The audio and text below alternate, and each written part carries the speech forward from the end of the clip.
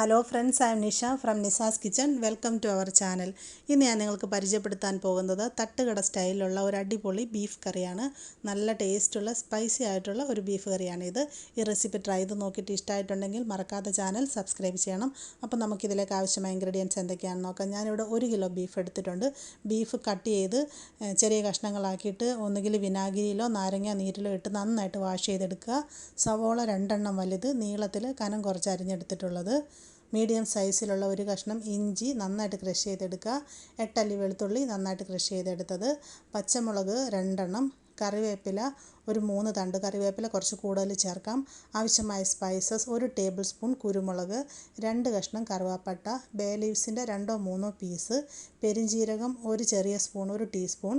പിന്നെ വേണ്ടത് ഏലക്ക 3 or 4 എണ്ണം, ഗ്രാമ്പു ഒരു 4 എണ്ണം, തക്കോലം 2 എണ്ണം, മല്ലിപ്പൊടി 1 table spoon, hot chilli powder 1 table spoon, garam masala 1/2 teaspoon, മഞ്ഞൾപ്പൊടി 1 ടീസ്പൂൺ, ഉപ്പ് ആവശ്യത്തിന്, വെളിച്ചെണ്ണ ആവശ്യത്തിന്.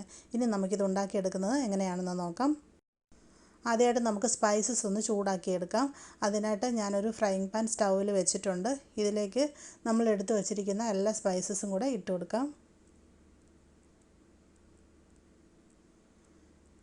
നമുക്കിതിനെ ഒരു മീഡിയം ഹീറ്റിലിട്ടിട്ട് നന്നായിട്ടൊന്ന് ഡ്രൈ റോസ്റ്റ് ചെയ്തെടുക്കാം. ഇടവിട്ട് മിക്സ് ചെയ്ത് കൊടുത്തോണ്ടിരിക്കുക, കരിഞ്ഞു പോകരുത്.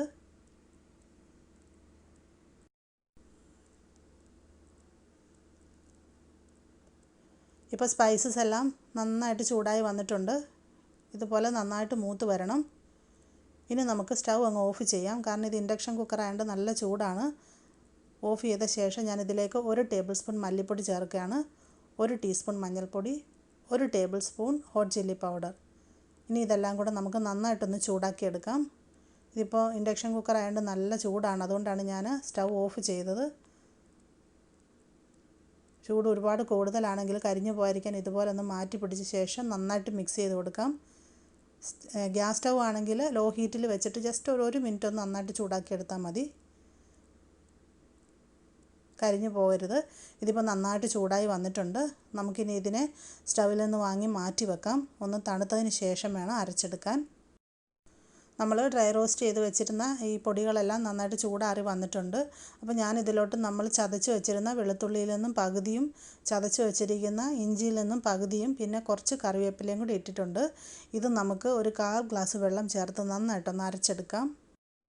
നമ്മുടെ അരപ്പ് ഇവിടെ റെഡി ആയിട്ടുണ്ട്. ഞാൻ എടുത്ത് വെച്ചിരുന്ന ഇൻഗ്രീഡിയൻസ് ഒരു 1/4 ഗ്ലാസ് വെള്ളത്തിൽ നന്നായിട്ട് അരച്ചെടുത്തതാണ്. മിക്സിയിലോ അരകല്ലിലോ വെച്ചിട്ട് ഇതുപോലെ നന്നായിട്ട് അരച്ച് പേസ്റ്റാക്കി എടുക്കുക.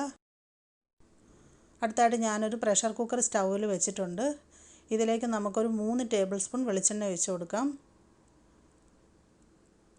പെട്ടെന്ന് ബീഫ് വെന്ത് വരാൻ വേണ്ടിയിട്ടാണ് നമ്മൾ പ്രഷർ കുക്കറിൽ വേവിക്കാൻ പോകുന്നത്. സാധാരണ പാത്രത്തിലാണെങ്കിലും മതി, ബീഫിൻ്റെ വേവ് അനുസരിച്ച് ചെയ്യാം.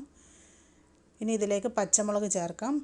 ചതച്ച് വെച്ചിരിക്കുന്ന ഇഞ്ചിയിൽ പകുതി നമ്മൾ ആദ്യമേ മസാലയ്ക്ക് എടുത്തു, അതുപോലെ തന്നെ വെളുത്തുള്ളി ആ ബാക്കി പകുതി രണ്ടും ഇതിലേക്ക് ഇട്ട് കൊടുക്കാം. കുറച്ചുകൂടെ കറിവേപ്പില ചേർക്കാം. ഇനി നമുക്കിതെല്ലാം കൂടെ നന്നായിട്ടൊന്ന് വഴറ്റിയെടുക്കാം. 2-3 മിനിറ്റ് നന്നായിട്ട് വഴറ്റണം.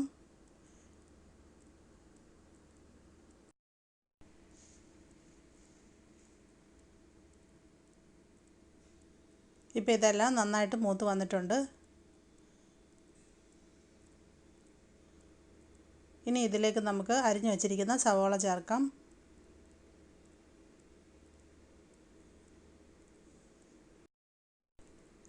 ആവശ്യത്തിന് ഉപ്പ് ചേർക്കാം.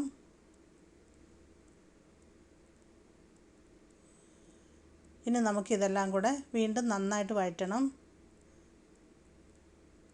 നല്ലൊരു ഗോൾഡൻ ബ്രൗൺ കളറായിട്ട് വരുന്നത് വരെ വഴറ്റാം. ഇടവിട്ട് മിക്സ് ചെയ്ത് കൊടുക്കുക.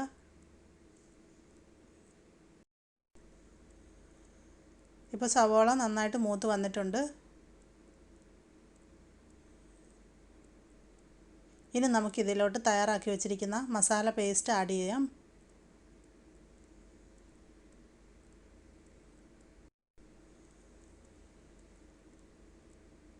വെള്ളം കുറച്ചിട്ട് വേണം മസാല അരച്ചെടുക്കാനായിട്ട്. ഇനി ഇതിനെ നന്നായിട്ട് മിക്സാക്കി കൊടുക്കാം. ഒരു 2-3 മിനിറ്റ് നമുക്കിതിനെ നന്നായിട്ടൊന്ന് ചൂടാക്കിയെടുക്കാം.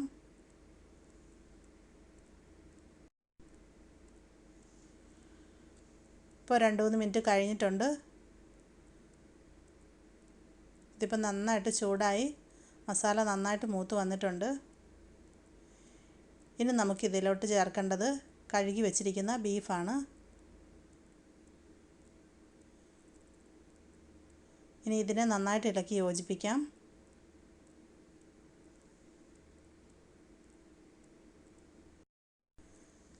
നന്നായിട്ട് മിക്സ് ചെയ്ത് കൊടുത്ത ശേഷം ഇതിലേക്ക് കുറച്ച് വെള്ളം ചേർത്ത് കൊടുക്കണം.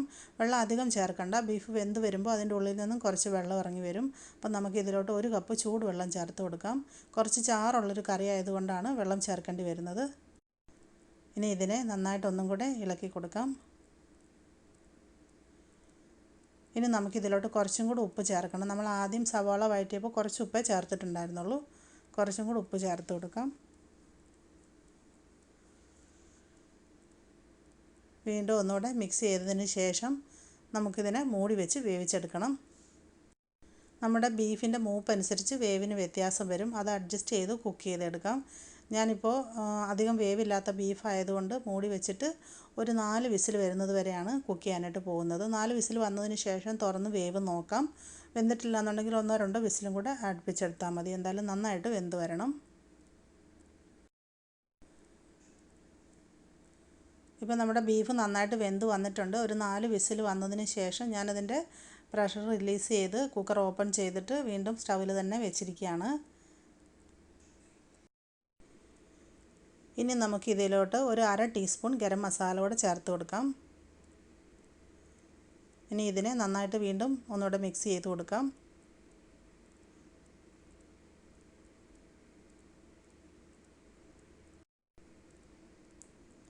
ഈ സമയത്ത് ഇതിൻ്റെ ഉപ്പ് എരിവൊക്കെ ഒന്ന് നോക്കാം. നമ്മുടെ കറിയുടെ ഉപ്പ് എരിവൊക്കെ പാകത്തിനുണ്ട്.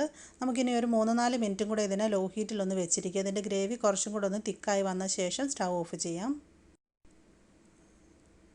ഇപ്പോൾ ഒരു 4-5 മിനിറ്റും കൂടെ കഴിഞ്ഞിട്ടുണ്ട്. ഇതിൻ്റെ ഗ്രേവി നല്ല തിക്കായിട്ട് വന്നിട്ടുണ്ട്. ഇപ്പം നല്ല മസാലയുടെയൊക്കെ ഒരു നല്ല സ്മെല്ല് നമുക്ക് കിട്ടുന്നുണ്ട്. ഇനി നമുക്ക് സ്റ്റൗ ഓഫ് ചെയ്യാം. ചൂടോടെ ഇതിനെ സെർവിങ് ഡിഷിലേക്ക് മാറ്റാം. നമ്മുടെ അടിപൊളി തട്ടുകട സ്റ്റൈൽ ബീഫ് കറി ഇവിടെ റെഡി ആയിട്ടുണ്ട്. ഇത് പൂരിക്കും ചപ്പാത്തി, പൊറോട്ട, ചോറ് ഇതിൻ്റെ എല്ലാം കൂടെ വളരെ നല്ല കോമ്പിനേഷനാണ്. കുറച്ച് സ്പൈസി ഡിഷ് ആയതുകൊണ്ട് നമ്മൾ മലയാളികൾക്ക് തീർച്ചയായിട്ടും ഇത് ഇഷ്ടമാകും. മറക്കാതെ ട്രൈ ചെയ്ത് നോക്കുക. ഇഷ്ടമായിട്ടുണ്ടെങ്കിൽ വീഡിയോയുടെ ലിങ്ക് നിങ്ങളുടെ ഫ്രണ്ട്സിനൊക്കെ ഷെയർ ചെയ്ത് കൊടുക്കുക. അതുപോലെ വീഡിയോയെ പറ്റിയുള്ള എല്ലാ അഭിപ്രായങ്ങളും നിർദ്ദേശങ്ങളും കമൻറ്റ് ബോക്സിൽ എഴുതി അറിയിക്കാൻ മറക്കരുത്. താങ്ക്